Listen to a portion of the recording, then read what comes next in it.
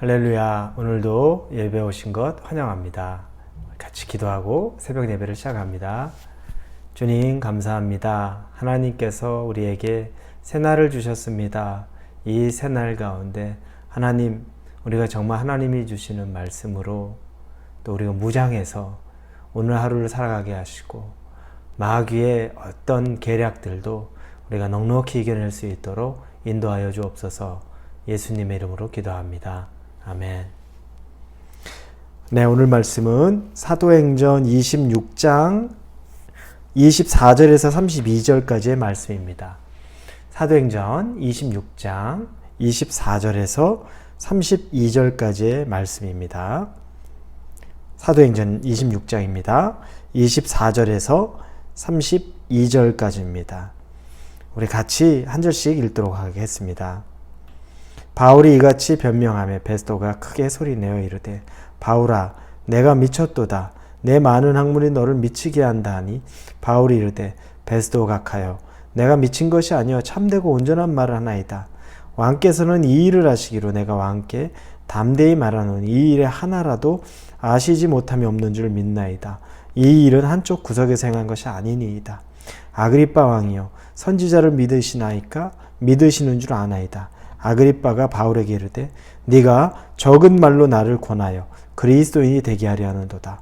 바울이 이르되 말이 적으나 많으나 당신뿐만 아니라 오늘 내 말을 듣는 모든 사람도 다 이렇게 결박된 것 외에는 나와 같이 되기를 하나님께 원하나이다 하니라.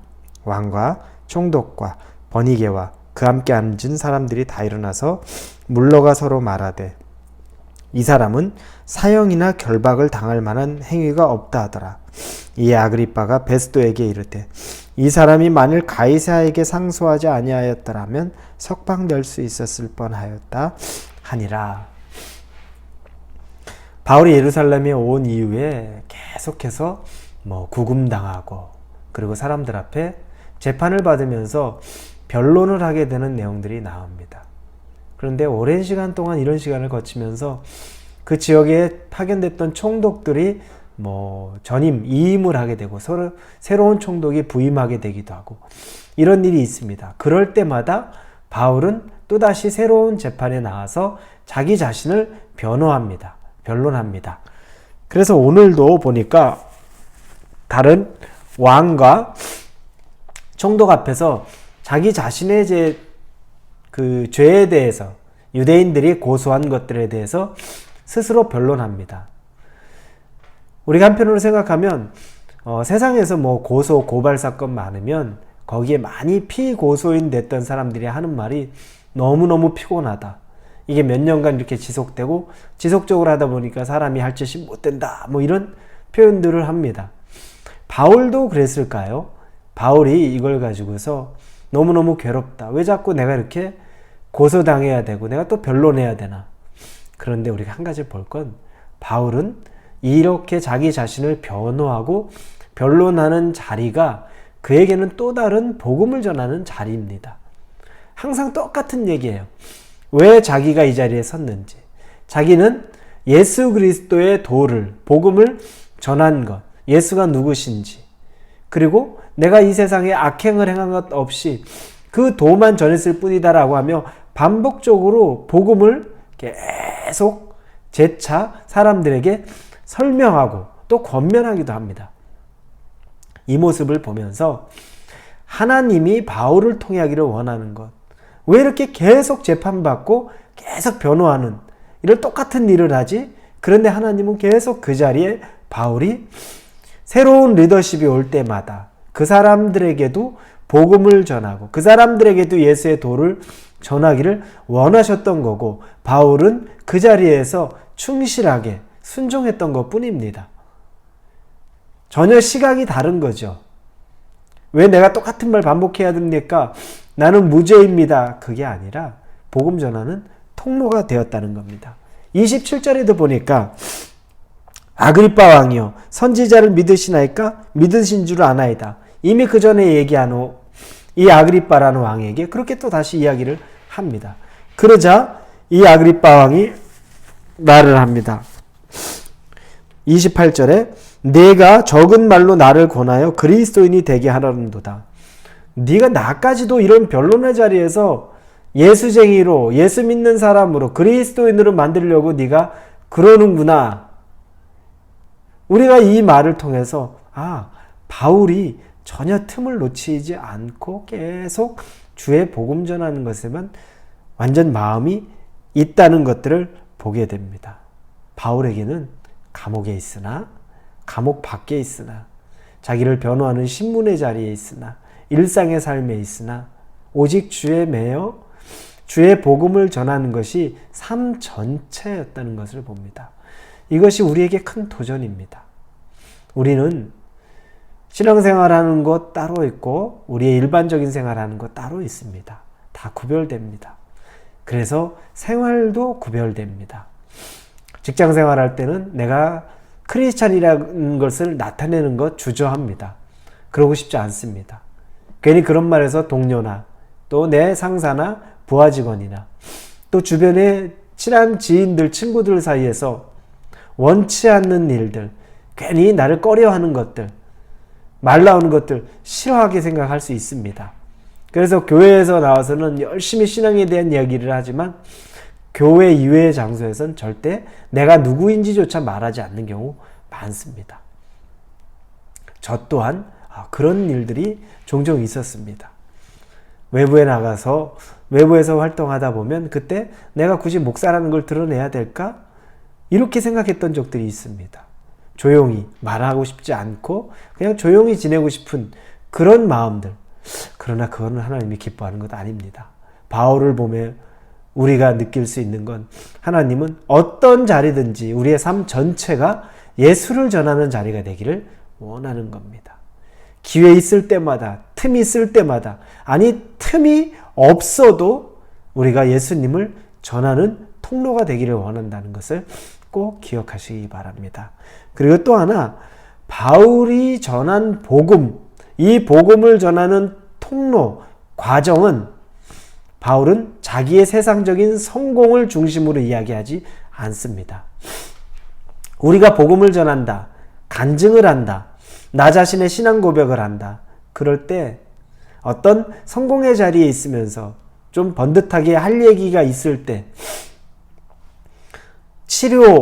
치유의 기적이 있었을 때, 닫혔던 문이 활짝 열리는 그런 기적이 있을 때, 그때는 내가 전할 수 있는 어떤 거리가 있다고 생각하지만 내가 지금 위축되어 있는 이 세상의 상황, 조금 불편한 상황, 조금 자유롭지 못한 상황이면 그런 것 없다고 생각할 수 있습니다. 그런데 바울은 그런 상황에서 한 것이 아닙니다. 29절에 보니까 바울이 이르되 말이 적으나 많으나 당신뿐 아니라 오늘 내 말을 듣는 모든 사람도 다 이렇게 결박된 것 외에는 나와 같이 되기를 하나님께 원하나이다 하니라.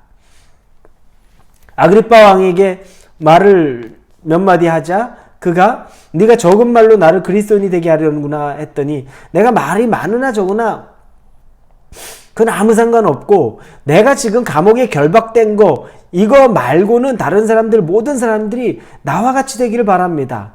나와 같은 크리스찬이 되기를 바랍니다. 나와 같이 자유를 누리기를 원합니다. 나와 같이 예수의 만남이 있기를 원합니다. 라고 담대히 이야기합니다. 오히려 바울은 자기가 세상에서 가장 성공하고 잘 나갔었을 때를 배설물과 같이 여긴다고 말합니다. 사람에게 인정받았고 사람에게 떳떳했고 자기 자신을 자랑스럽게 드러낼 수 있었던 그때의 삶은 복음을 전하는 데 있어서는 오히려 배설물과 같은 것이라고 말합니다. 그러나 지금 별 보잘것없고 감옥에 갇힌 신세됐고 다른 사람들이 아무것도 부러워할 만하지 않은 상황인데도 얼마나 영적으로 높아진 자존감인지 모두가 나와 같이 되기를 원합니다. 라고 얘기합니다.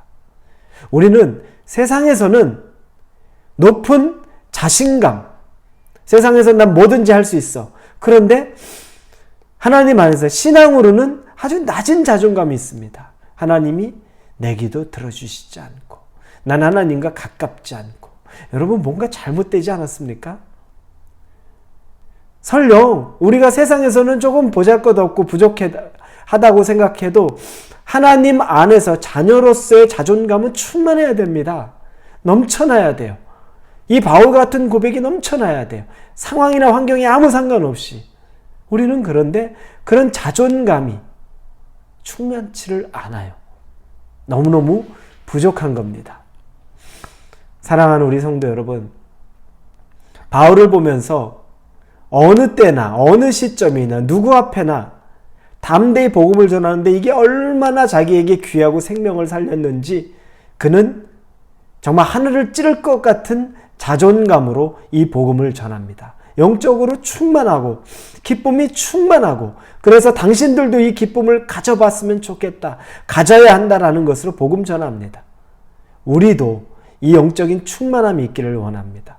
이 영적인 자존감이 넘치기를 원합니다. 그리고 우리가 설령 세상에서 별로 보잘것없다는 생각이 든다 할지라도 위축될 것 없습니다. 오히려 하나님 전하는 것에 아무 걸림돌 안 됩니다. 우리가 하나님 안에 충만하기만 하다면 하나님은 우리를 모든 상황에서 도구로 사용하실 수 있습니다. 오늘 하루 사시면서 주님, 나의 낮은 것까지도 들어서 사용하여 주시고 내 모습을 보면서 내가 여러분들도 나와 같이 평안을 누리기를 원합니다. 예수 안에서 자유 누리기를 원합니다. 라고 선포하며 복음 전하는 삶 살게 인도하여 주옵소서 라고 기도하고 구하고 살아갈 수 있는 저와 여러분이 되기를 주님의 이름으로 축원합니다. 같이 기도합니다. 아버지 감사합니다. 바울은 모든 변론회 때, 자기 변호하는 때 자기 변호가 아니라 복음 전하는 기회로 삼았습니다. 수많은 기회가 그에게 주어졌습니다. 그래서 반복적으로 계속 재판을 받게 되는데 지치지 않고 오히려 더 열심히 예수 그리스도의 복음을 자기 변론의 시간에 담대하게 공개적으로 말할 수 있었습니다. 그는 영적으로 충만했고 영적인 자존감이 높아서 나와 같이, 옥에 갇힌 것 빼고는 여러분 모두는 나와 같이 되기를 원하노라 라고 주저하지 않고 말할 수 있습니다. 우리도 그런 간증, 그렇게 복음을 전하고 다른 사람들을 권면할 수 있는 아주 충만한 자존감이 있는 하루를 살아가게 하여 주옵소서. 예수님의 이름으로 기도합니다. 아멘.